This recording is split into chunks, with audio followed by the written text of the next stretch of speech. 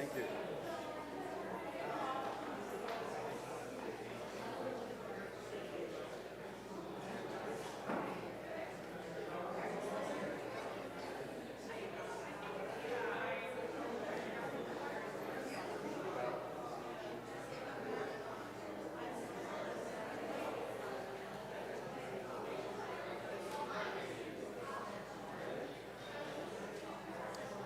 Is this for you?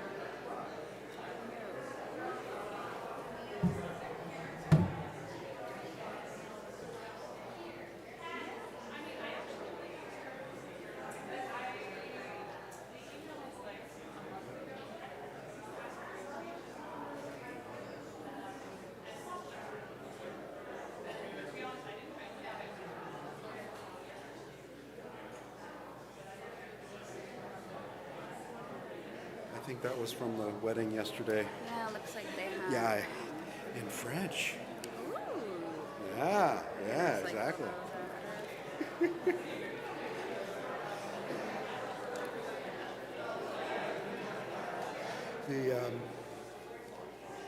Before I came here, I worshipped in an old historic church. I did a one-year stint, and we never worshipped in the space. I filmed from there with the pipe organ pipes behind me, and it was an invitation to an enchilada dinner on, would have been March 15th.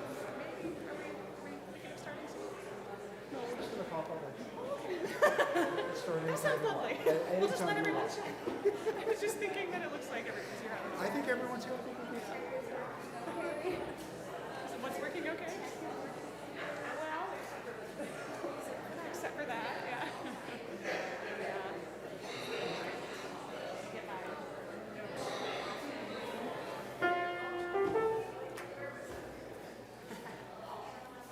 Good morning. Oh, that is going to be hard. I forgot. Yeah, so unfortunately today we've had some technical difficulties with the screen, which I'm realizing now is going to make the sing-along prelude a little more exciting today, perhaps. So I'll do my best to coach you through the words. So today we're going to be singing a traditional Zulu greeting.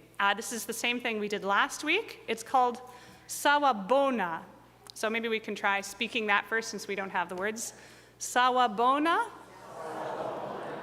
Sikona. Ubuntu. So Sawabona means I see you. And the traditional response is Sikona, which means I am here. So it's a way of sort of acknowledging each other's presence and accepting each other's presence. So, all right, I'll sing it through once, and then you're welcome to join me after. So, just to get the tune in your head. So, Sawabona, Sawabona, Sawabona, Sikona, Sawabona, Sawabona, Sikona, Ubuntu. Let's try it together. Sawabona, Sawabona, Sawabona, Sikona, Sawabona, Sawabona, Sikona, Ubuntu. Sawabona, Sawabona, Sawabona, Sikona, Sawabona, Sawabona, Sikona, Ubuntu. Sawabona, Sawabona, Sawabona, Sikona, Sawabona, Sawabona, Sikona, Ubuntu. One more time. Sawabona, Sawabona, Sawabona, Sikona, Sawabona, Sawabona, Sikona, Ubuntu. Thank you, Jody.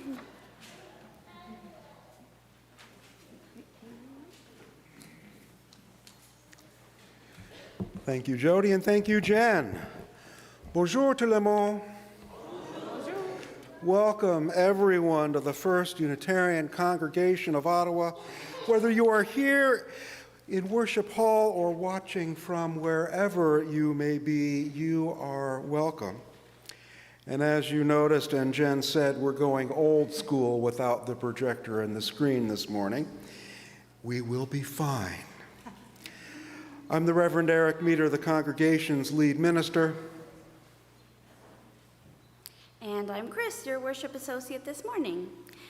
We'd like to acknowledge that our FirstU campus is located on traditional, unsurrendered, and unceded Algonquin Anishinaabe territory, and that the work of reconciliation is the responsibility of our congregation and of all Canadians. Our goal is to educate ourselves and all those who have the willingness to understand, to be of service to those who are at risk, and to advocate for justice.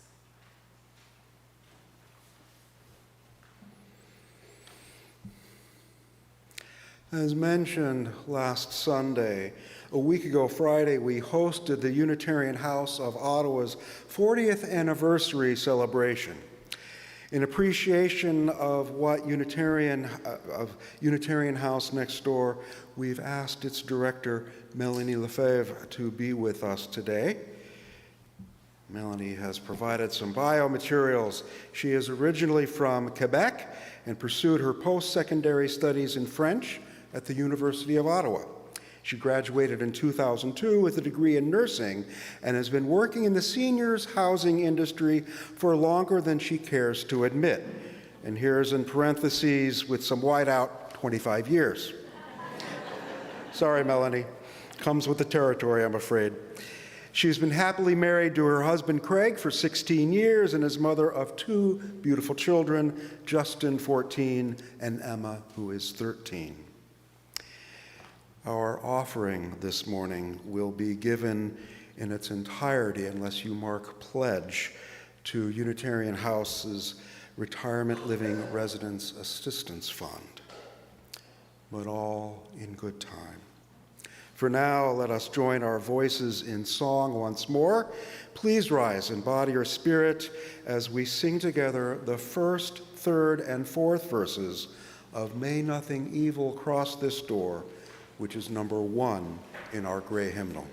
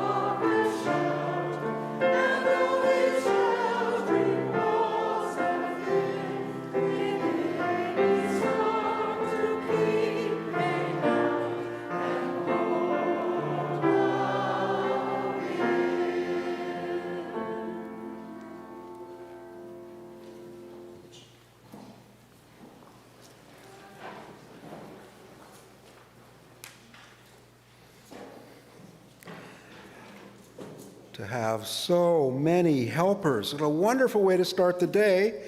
And I'm going to ask another helper to come forward now, another 2 helpers, to help me light the chalice this morning. And while they do that, I'm going to offer all of us these words for my friend and colleague, Barbara Peskin. We light this flame in memory and in appreciation for all who have gone before, lighting with the passion of their lives the way to freedom. For all who have lighted fires at hearths, for those who have kept the flames alive in cold and dangerous times, for those whom the fires consumed, because they would not betray their souls nor their covenants with their gods. For those who knew their small light would not put us one spark closer to truth, but who would not yield to dire predictions, nor to cynicism, nor to common sense. Their uncommon sense that it was their light that was called for, that it was they who were called for by name. We light this flame in memory and in appreciation for all those who have gone before. Let us do something worthy with this light. Our chalice is lit. Come, let us worship together now and begin doing so by singing our chalice song.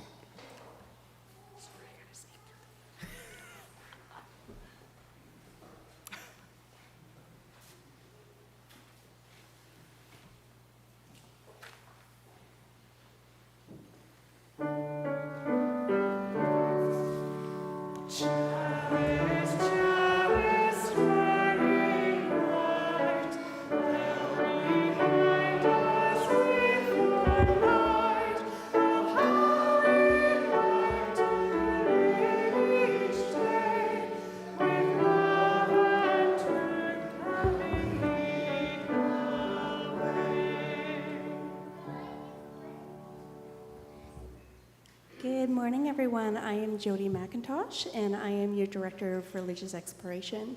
And I invite all those young or young at heart to come and join me this morning at the front if you feel comfortable. So today we have Jet Pig with us once again. And we also have this little value garden that Jet Pig has brought us several weeks ago now.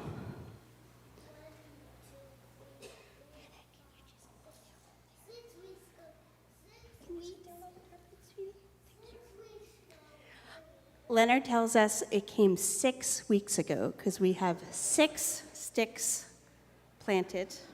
So as you can see, we have planted the seeds of justice, equity, transformation, pluralism, interdependence, and generosity. Each week, JetPeg has been bringing us a new seed to plant in our values garden. This week, they have brought us something a bit different. JetPeg has brought us the value of love. But love is not a seed. Love is what we will water our garden with to help each of our values grow and bloom. Love is at the center of all the values. Love helps them bloom. Each week I have asked you to plant each seed in the garden of your hearts. Sorry. I hope you have tended to these gardens with care, nurturing each value as it grows. This week, I ask you to go to this garden in your heart and imagine that we are giving your seeds an extra boost with the special value of love. So let us turn our attention inward. Close your eyes if you feel comfortable. Make yourself comfy in your seat. Take a deep breath and exhale slowly.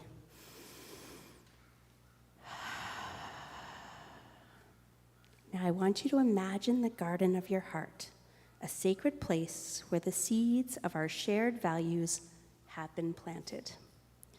Visualize each value: justice, equity, transformation, pluralism, interdependence, and generosity. Picture them as a delicate sprout emerging from the soil. Picture them reaching for the sunlight, growing stronger with each passing day. Each value unfurls its leaves, eager to contribute to a world where compassion reigns. And now, let love flow. Imagine it as a gentle rain showering your garden. Feel its warmth, its tenderness. Love is not just an emotion, it's a practice, a spiritual discipline. Love doesn't discriminate, it showers upon all, regardless of background or circumstance. It's a universal language that transcends borders and connects us all. As you water each value with love, notice how they respond. Watch as justice stands taller, its leaves unfurling with purpose. Equity intertwines with transformation, creating a canopy of possibility. Pluralism and interdependence dance together, celebrating diversity. And generosity, it blooms into 1,000 petals, scattering kindness wherever it goes. Our inner garden thrives because of love. It's the gardener's touch, the whispered encouragement, the patient tending that allows these values to flourish. As we water our hearts with love, we become stewards of a more compassionate world. Love is the thread that weaves our values together. It connects us, holds us accountable, and encourages growth.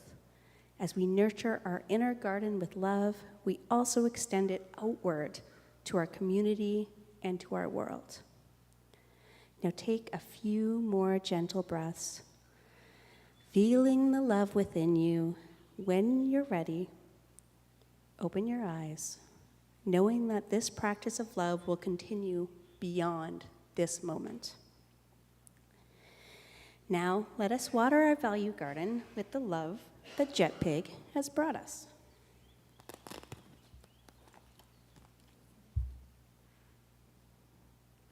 Do you want to help me? Do you want to put a couple on? Hannah, do you want to help me? Anyone else? Come on up. You can take one. You can just sprinkle it over the garden. Here you go. One for you too. You can have. Oh my goodness, there's so much love in their backpack.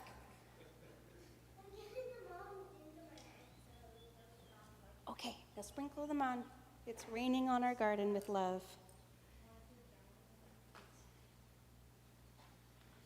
Perfect. Thank you.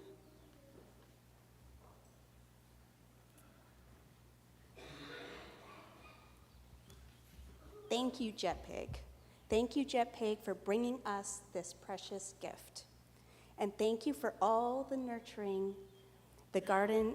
Thank you all for nurturing the gardens in your hearts.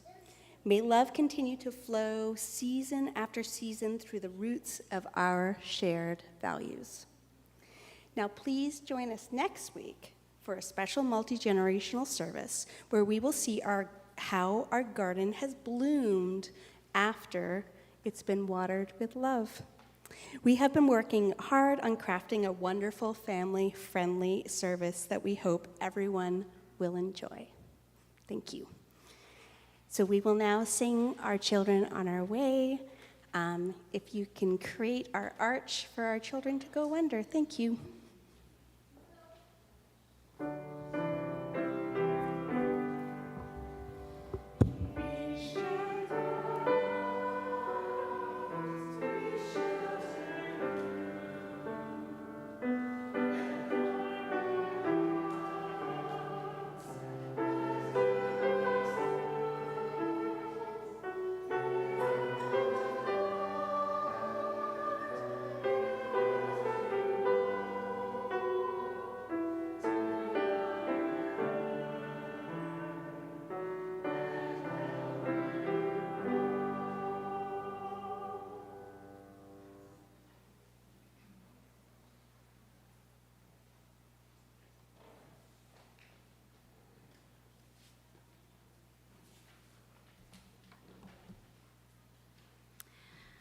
As health challenges continue, please take care and take advantage of online opportunities at FirstU to stay in touch. If you're new to FirstU and would like to learn more about us, please contact us through email at welcome@firstunitarianottawa.ca. If you're right here in Worship Hall with us this morning and would like more info, it's available at the welcome table, at the back of the pews, right back there. And now we have Nancy from our board to highlight some announcements for today. Thanks, Nancy.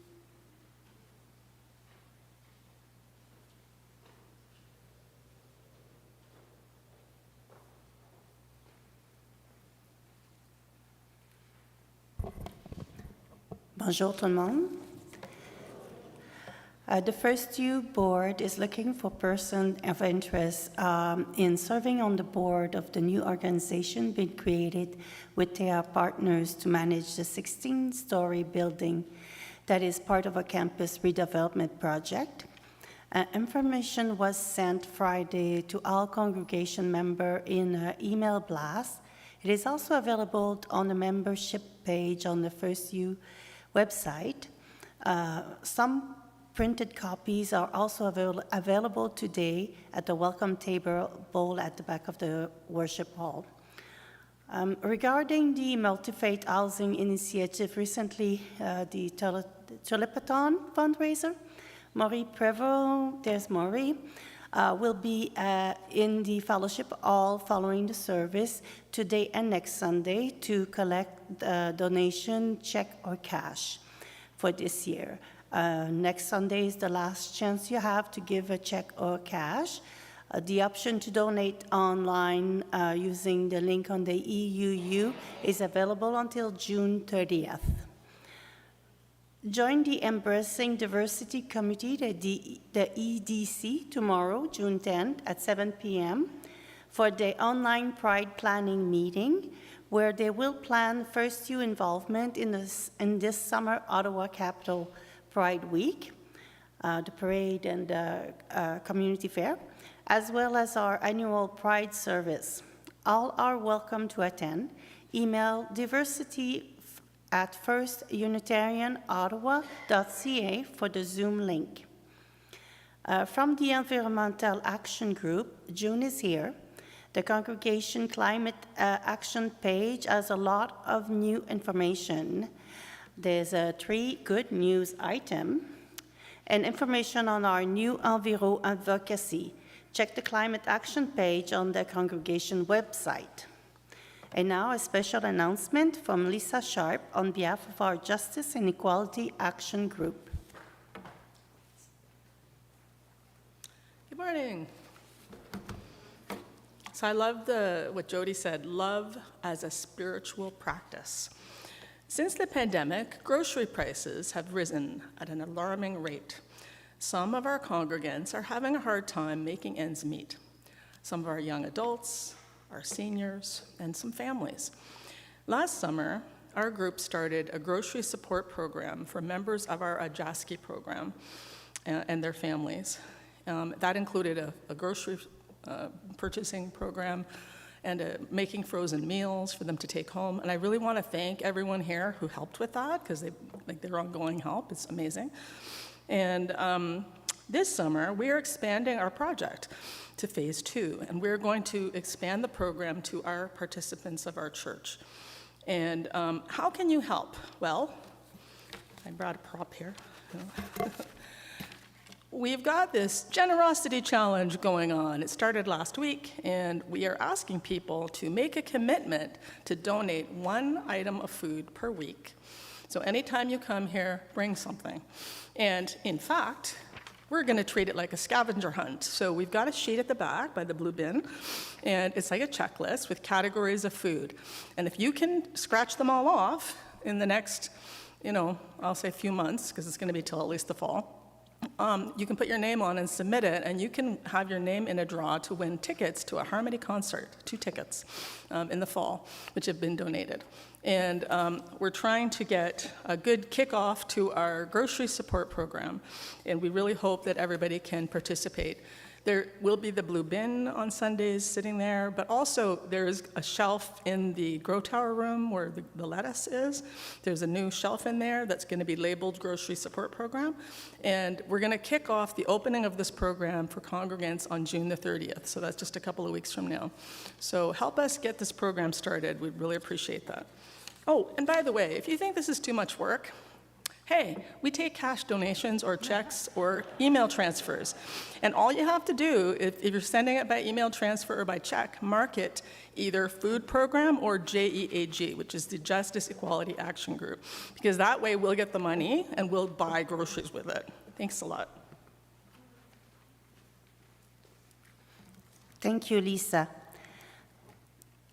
We encourage you to sign up to receive the EUU, our weekly email letters, newsletters. Sign up information are available on our website under the communication tab, as well as there's a QR on the back of the printed program. Check our Facebook and Instagram pages and our website for notice and updates. Our calendar continues to be as full as ever, though some of the activities still take place online. This morning, each of us is welcome. We of all in heritage of faith, whatever our burdens of our culture or race, or any gender or orientation in any body, all that we are, today we are all a part of this spiritual community. Thank you.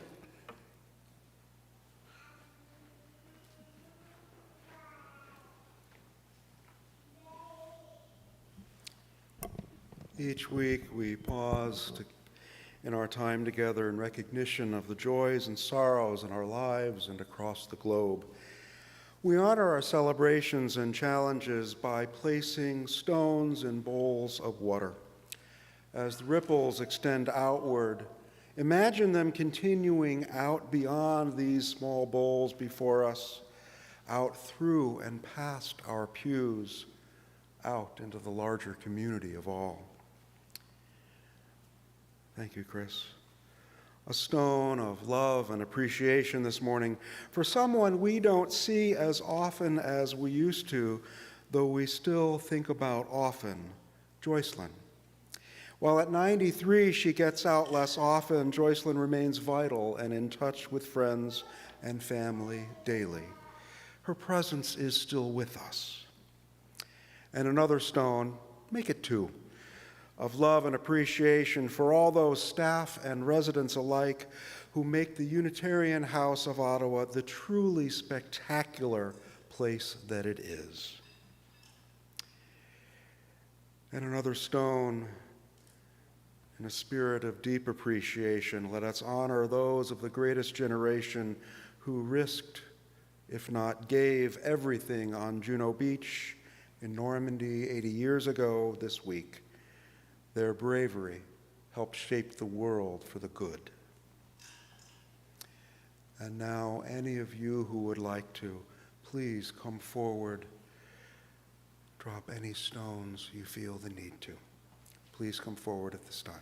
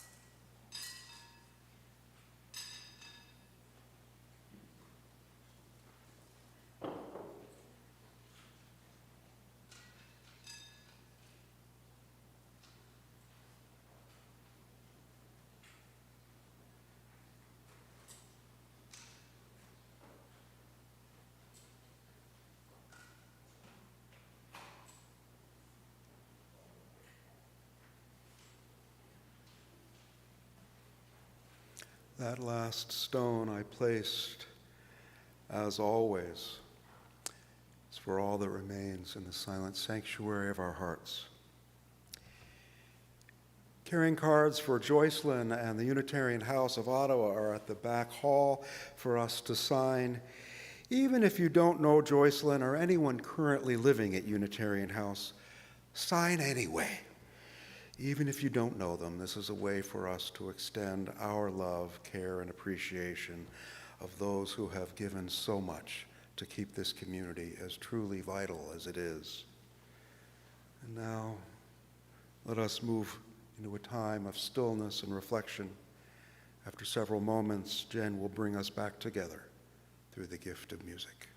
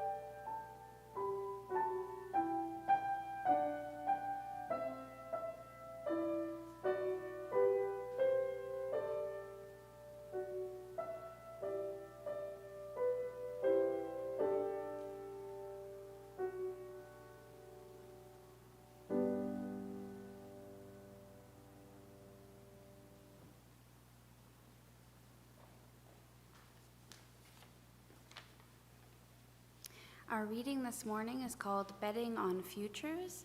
It's by Eliza Blanchard, but it starts with a quote by Jonas Salk. Our greatest responsibility is to be good ancestors. Eliza writes, in the Middle Age, few of us think of ourselves as ancestors, in middle age. Few of us think of ourselves as ancestors. We all have them, of course, and occasionally think of those whose genes we carry. We may not often wonder how those who've gone before us considered their role in our lives. But Salk, the child of immigrant Jews, was very conscious of where and who he came from and of the risks his forebears took in order to ensure a better life for him. Salk, of course, is remembered for creating a wildly successful vaccine against polio, a horrific disease that killed or maimed many. We may not remember the difficulty he encountered in establishing himself as a researcher because of quotas on Jewish people in academia and medicine. We may also forget his later work on AIDS research, or his establishment of the Salk Institute for Biological Studies. As we grow older and experience new perspectives on the generations, we can gain a greater sense of what matters most and how to hold on to it and to pass it on to those who come after us. Our responsibility is to our children's children, or if we do not have children of our own, to the seventh generation, as the Iroquois put it. It's hard to imagine 7 generations into the future, but it is not at all hard to imagine what we'd want the children of that faraway time to have access to: health, shelter, education, and a spiritually sustaining community. As we grow older, it's heartening to think that we are much needed, especially to create that kind of future for all those people to come. To be in relationship is to be responsive and responsible for that connection. What a spiritual adventure it is to hold in our hearts and our minds those who will walk this planet 140 years or more from now. That's the principle on which Salk shaped his life, and we too, in our own ways, can leave a rich legacy.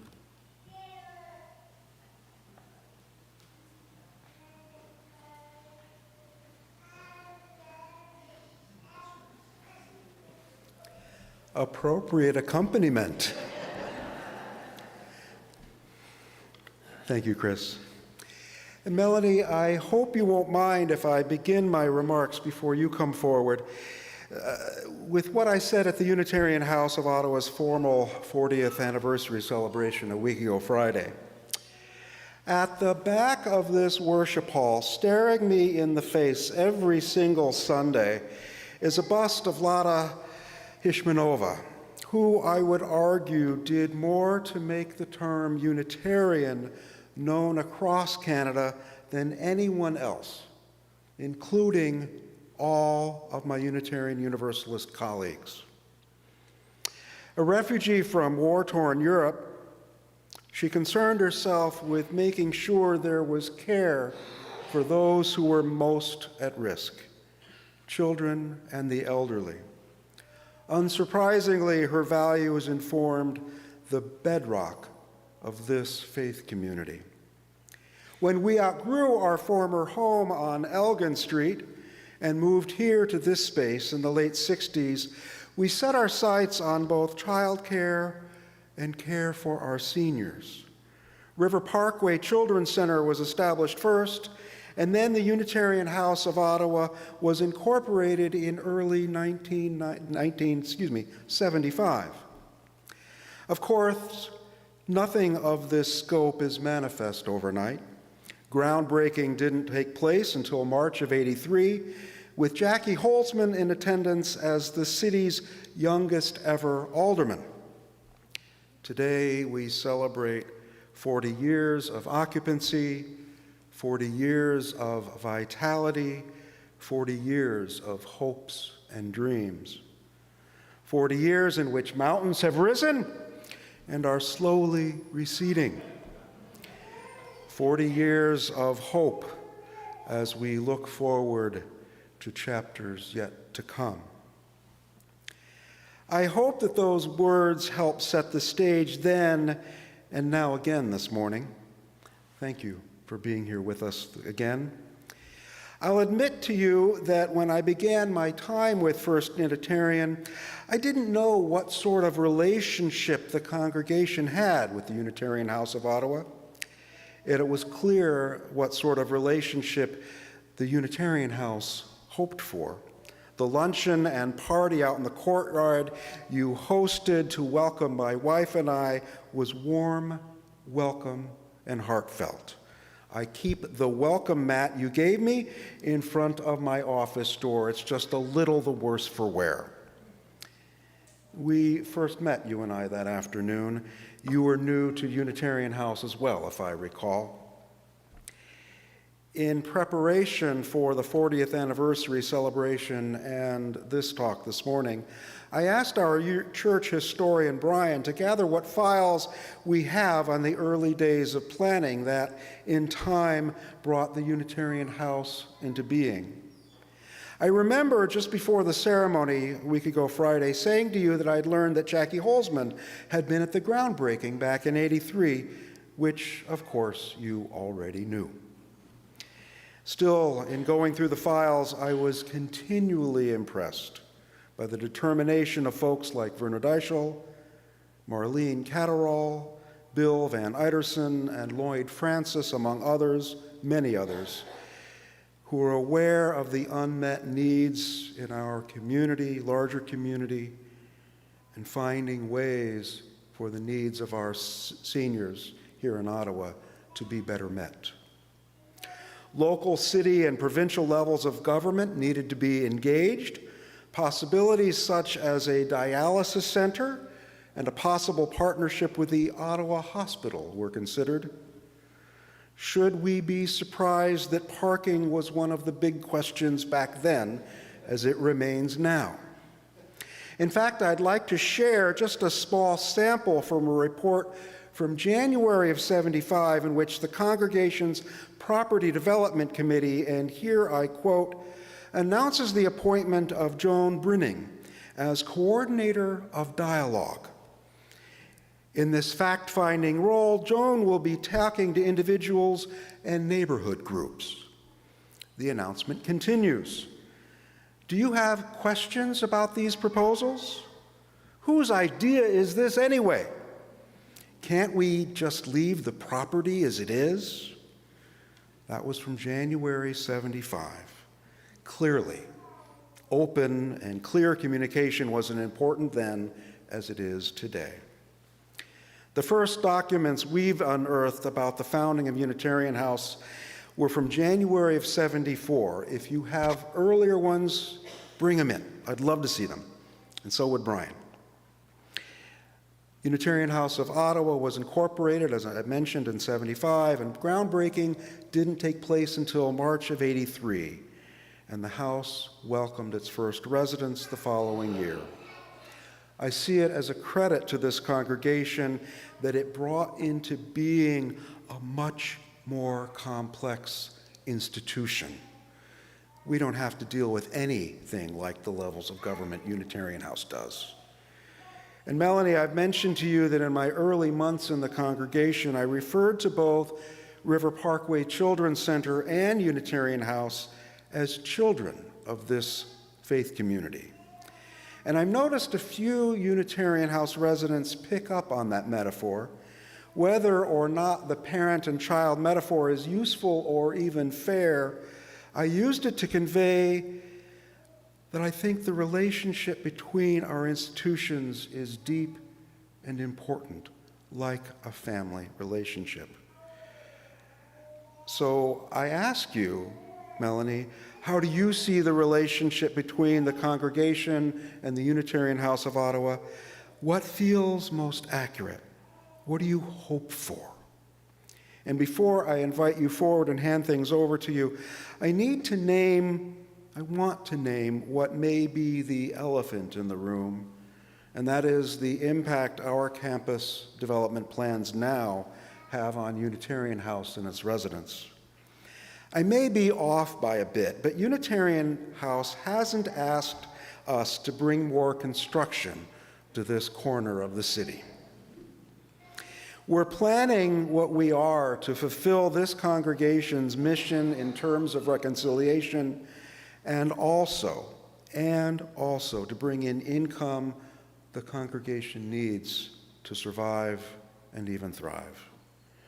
If it feels like we are doing so at Unitarian House's expense, please know this is not our goal. Whatever we do, whatever comes, we wish to walk forward with you. Melanie, please. Welcome.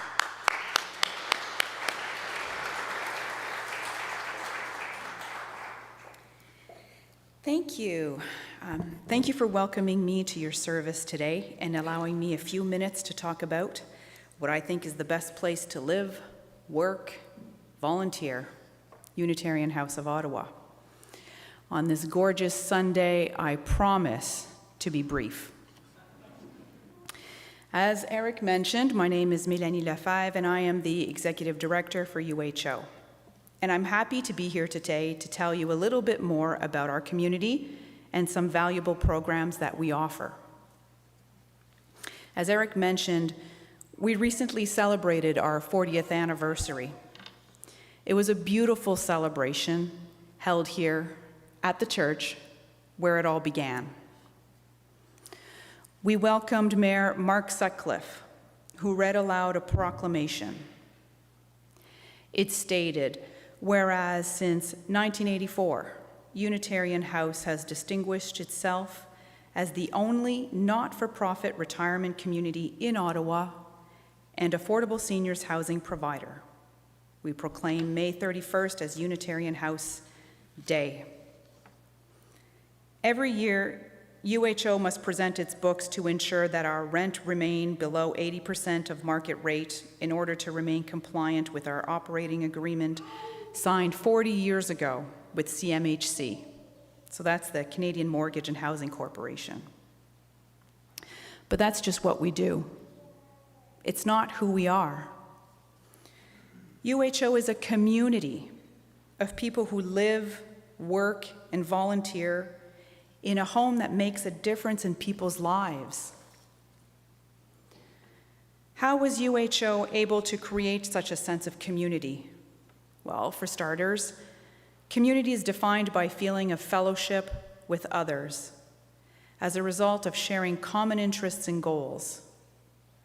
For UHO, our shared values are to believe in and value the uniqueness of the individuality of all who live, volunteer, and work in UHO, the diversity of their culture, their life experiences, and their need for personal safety and security.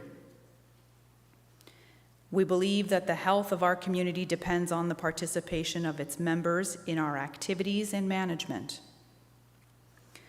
We believe in the value of friendship and of mutual respect, in discretion, in the need for personal privacy. We believe in the value of all contributions, of whatever kind, that are made to enhance the well-being of our community. We believe in the need to innovate, to improve, and to achieve excellence in all of our endeavors. We believe in open communication and in accountability in the use of all our resources. We believe in a high-quality work environment with appropriate remuneration and opportunities for personal and professional development of staff. In advancing the knowledge and understanding of seniors' issues by participating in research projects and in training of healthcare providers. We believe in the importance to advocate on behalf of seniors by participating in and making submissions to appropriate organizations concerned with their well-being, including, where needed, submissions to political representatives. It's not so different to the 8 principles of Unitarianism that you have posted on the wall. In the inherent worth and dignity of everyone, justice and compassion in human relations, spiritual growth and lifelong learning, a responsible search in truth and meaning, a democratic process and voice for all, global harmony and fairness, respect for the interdependent web of existence, individual and communal action to dismantle racism. Community, respect, individuality, compassion. Those are the recurring themes that we both share. Since we have similar beliefs, it makes sense that we look to the future together, that the congregation and UHO work side by side so that the next 40 years are as prosperous as the last, that both institutions thrive together in collaboration. UHO fulfills its values every day by creating a variety of programs that enrich our community. The most motivating program that we offer is the Retirement Living Assistance Fund. It's near and dear to many people's hearts. It offers peace of mind to those who live in our community, knowing that financial support may be available to those who need retirement living services, but who may have outgrown or outlived their funds. We do this without any funding from government. The RLAF is 100% supported by donations. We have more people on the RLAF than ever, symptomatic of times we live in. But I dare to say that the RLAF fulfills the first principle of Unitarianism, the inherent worth of dignity of every person. Because dignity refers to the value and sense of worth a person feels. For older people, dignity is often related to their independence, incapacity to make decisions and control their own lives. Promoting dignity and care for the elder can help to create a more compassionate and respectful culture for care delivery. Doesn't everyone deserve to be dignified and to age in their home for as long as they safely can? So your support today for the RLAF program is a testament to believing in our shared values and that we're in this together. Growing together is a good strategy for our campus. Connecting with other people allows us to be supported, should we ever need it. Having good relationships is key to staying a strong and compassionate community. So in closing, I'll leave you with this. Could you do more to make friendships, to support others, to offer a helping hand or even a listening ear as we grow and change the landscape? Thank you.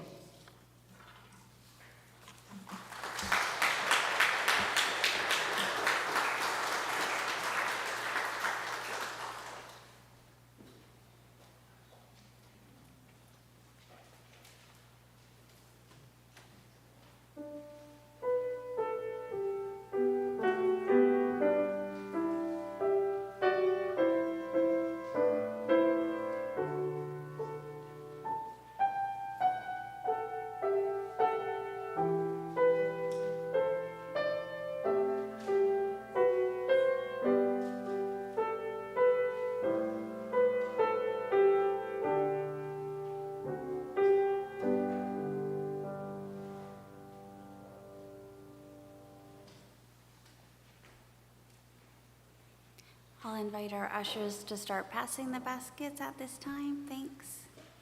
This congregation has a long history of care, vitality, and bringing people together to move the arc of justice forward. We've been able to live into our hopes and dreams because of the generosity of those within and beyond this community. Whether you're here in Worship Hall or anywhere else, you are part of this community. We rely on one another to keep this congregation vital and resilient. If you have any questions about how you can give, please go to our website or contact our finance manager to find out how to make a donation or to keep up with your pledge. As mentioned earlier, unless you specify your donation otherwise, the entirety of our collection this morning will go to the Unitarian House's Retirement Living Residence Assistance Fund. Our gifts are freely given and gratefully received. We dedicate our efforts to serving human wholeness, caring for the planet, upholding religious freedom, welcoming the stranger, and loving one another. Once the baskets have completed their journey around, we will be singing together number 354 in our gray hymnal, only verses 1 and 4. So please rise as you are willing and able as we join together in We Laugh, We Cry. We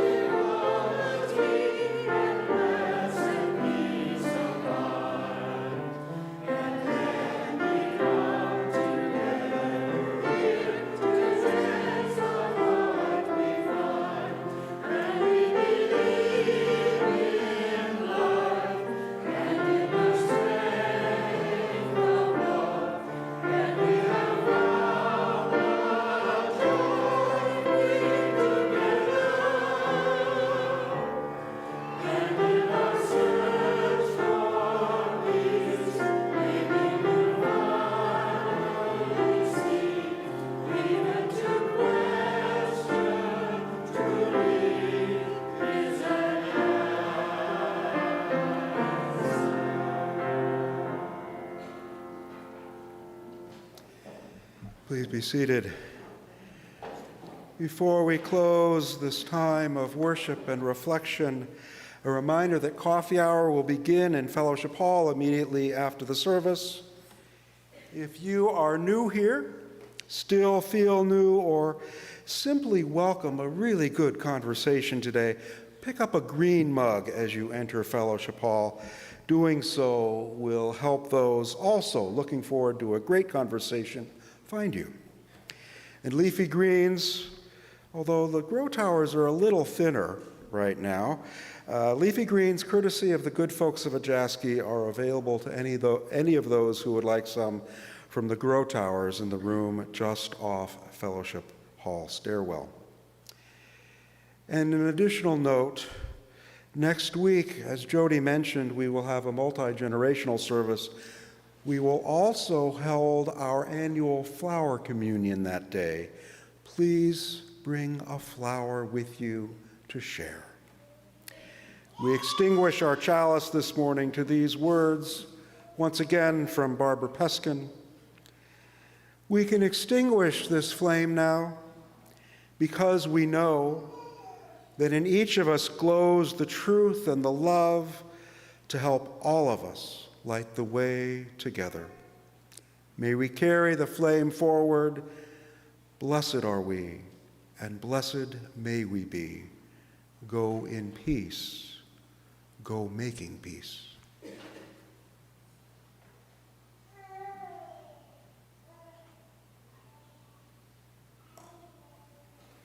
I love that accompaniment.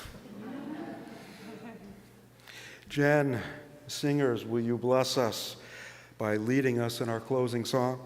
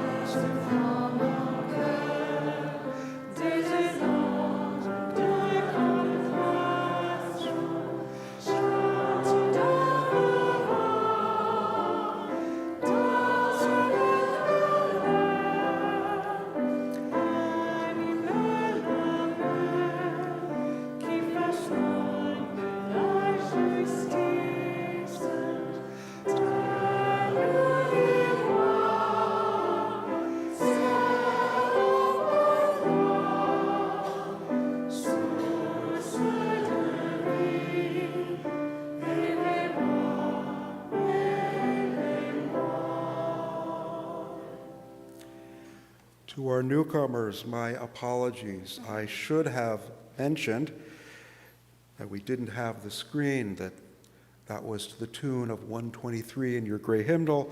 The French words are a creation of this congregation. And because they're long, we didn't put them in here. Always room for improvement.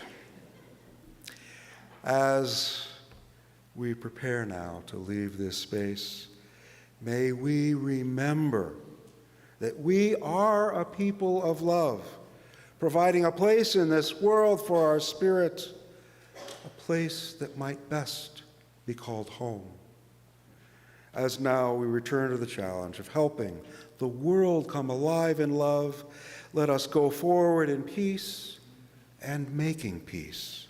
My friends, go with love in your hearts, seeds of justice in your hands, and peace in your steps. Go in peace.